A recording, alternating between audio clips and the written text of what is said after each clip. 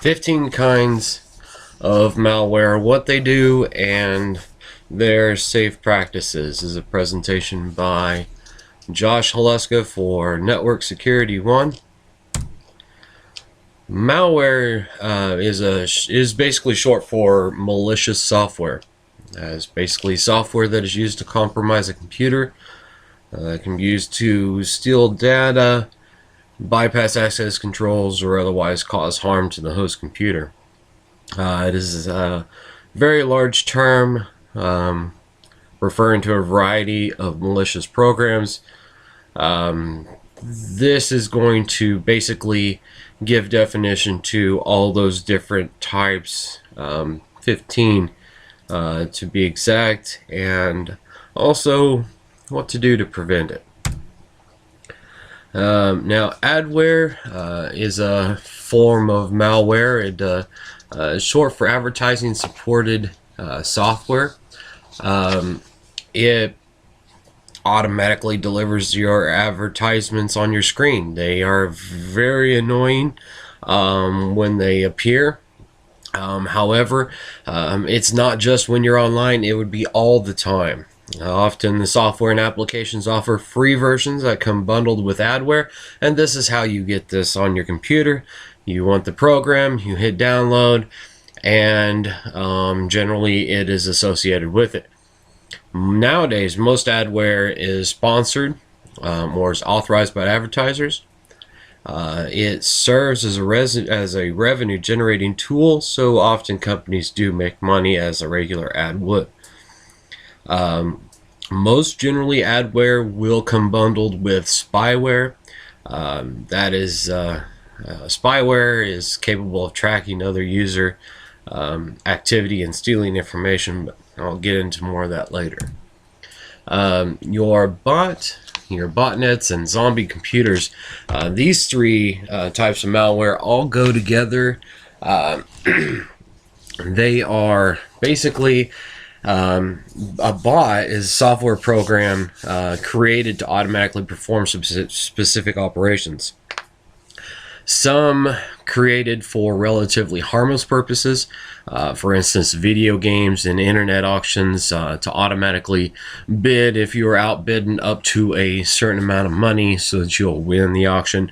Or video gaming, it will actually perform simple duties while the video game is running. So when building a town, for instance, you can automatically upgrade your buildings whenever you get enough money and automatically send troops out, and you don't have to be in front of your computer to make this happen. Others are being used maliciously. Bots can be used in botnets, which is a collection of computers controlled by third parties.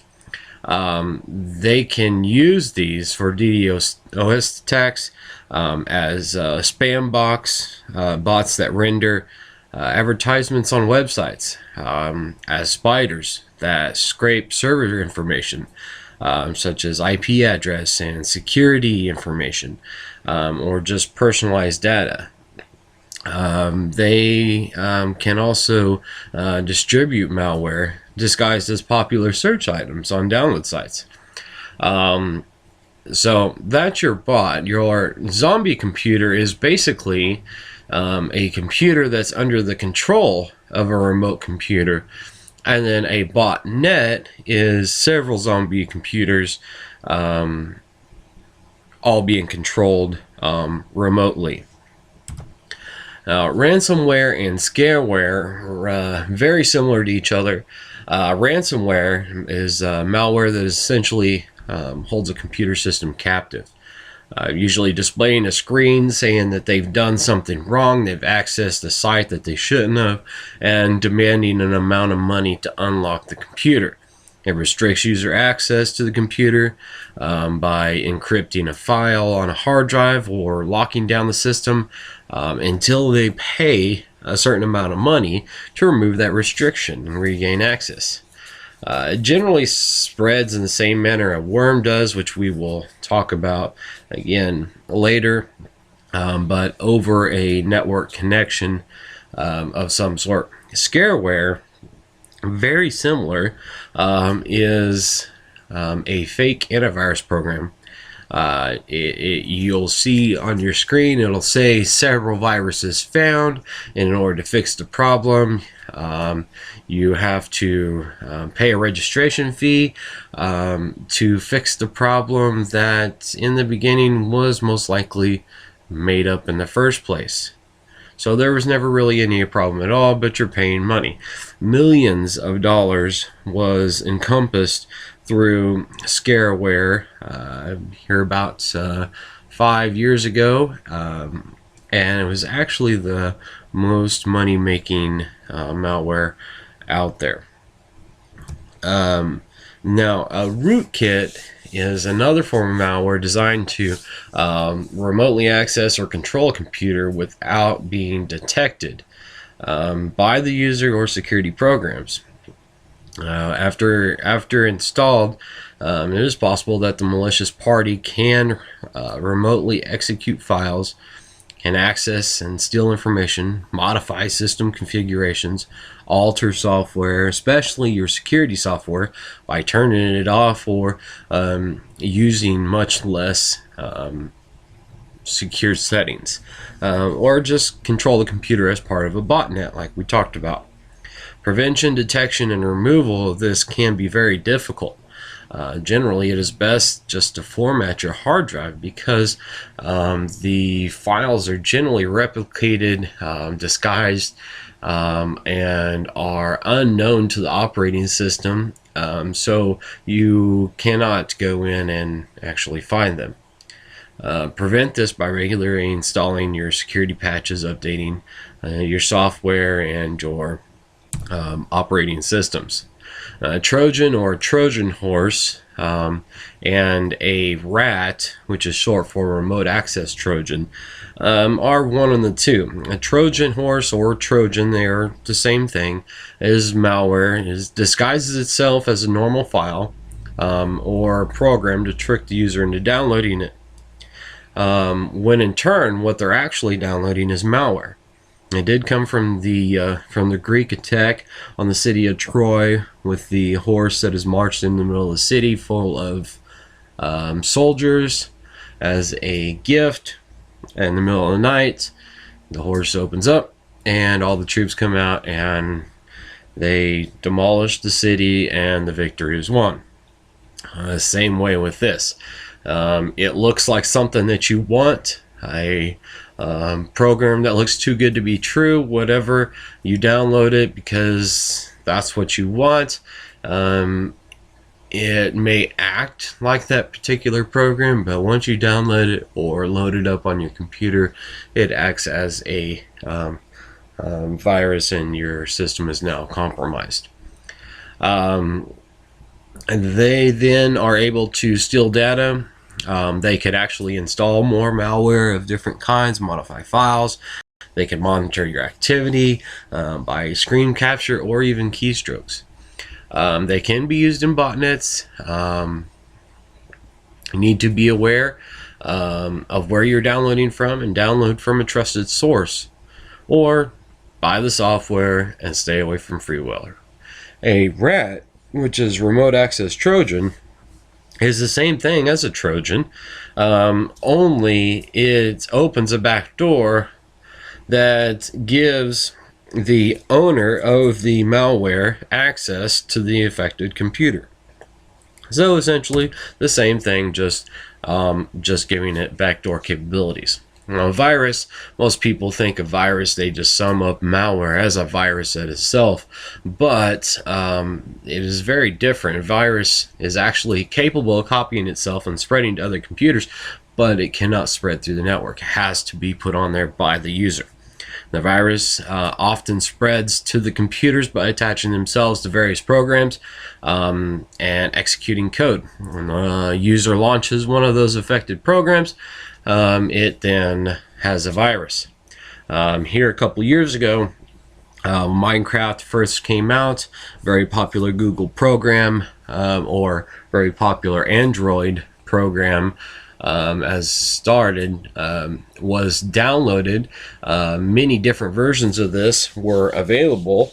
A couple in particular had a virus attached to the program. Once the file was downloaded, it did not bring up the virus. Once the program was executed, the virus infected Android devices and started sending back and then acted as a worm. However, it could replicate, and then the only way you could get it onto your phone was to download the program.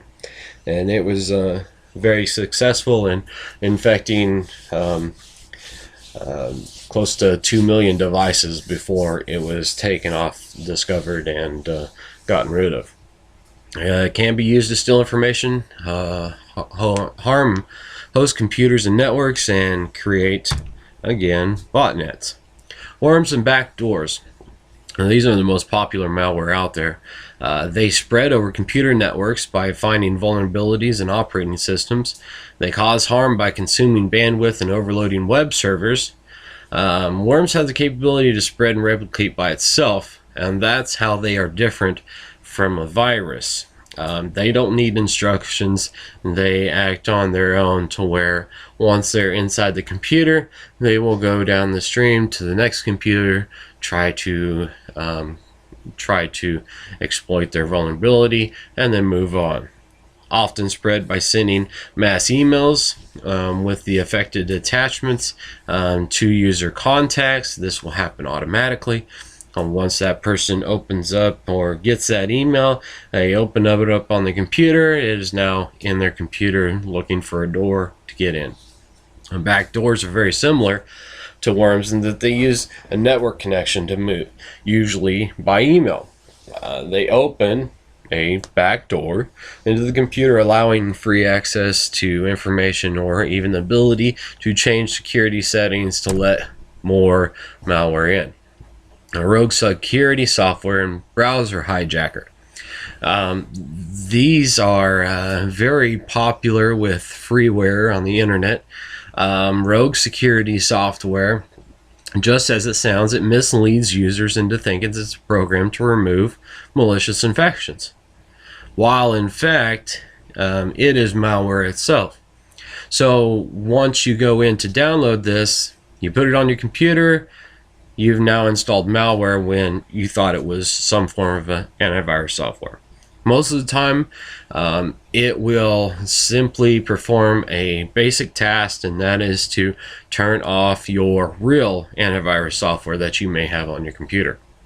Now, a browser hijacker changes to look similar to a search that you may be requesting, looking to go to a information about a program, but it has a weird address. Most people don't pay attention to that, so once they go there on this particular site, they are basically collecting information of your interests, and then they are exploiting them. So they're trying to get you basically to purchase the items that are there, or even get banking information from shopping online, or just your banking information itself, as it is usually cookied in your browser. Drive-by downloads and web beacon or web bugs. A drive-by download automatically downloads software upon visiting the site.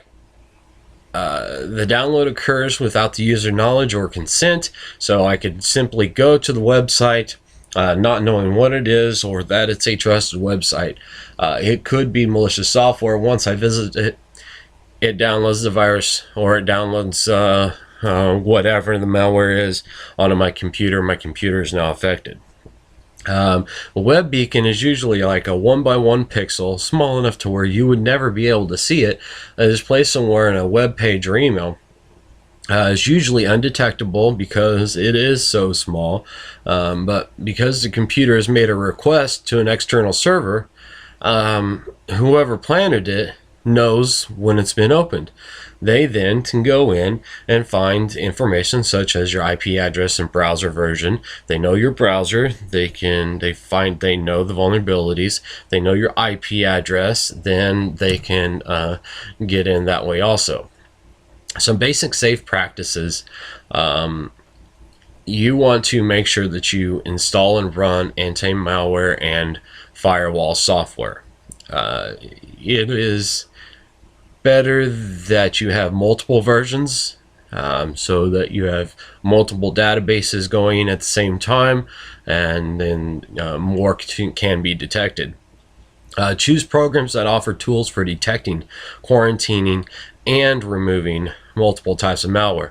Most antivirus software, some of it out there, you can either detect or prevent or quarantine and remove before it's completed. So make sure that it does do all those three. Combination of anti-malware and firewall software should be used. That way the firewall will block it from coming in. If it goes past your firewall, your anti-malware will detect it and then quarantine and remove before it destroys your system. Keep your software and your operating systems up to date with current vulnerability patches. Windows constantly, I believe every Tuesday, sends out usually some sort of security software for Windows 7 or .NET software, whatever the case may be. Make sure that you are routinely downloading and installing that sort of information. Beware when downloading files, programs, attachments, and others. If they look phony, they look like you can't trust them, odds are don't trust them. And then finally, downloads that seem strange most likely contain malware. So now that you know the many types of malware out there and some simple ways to prevent them, hopefully this has educated you in aiding in the prevention of a malware-free personal computer experience.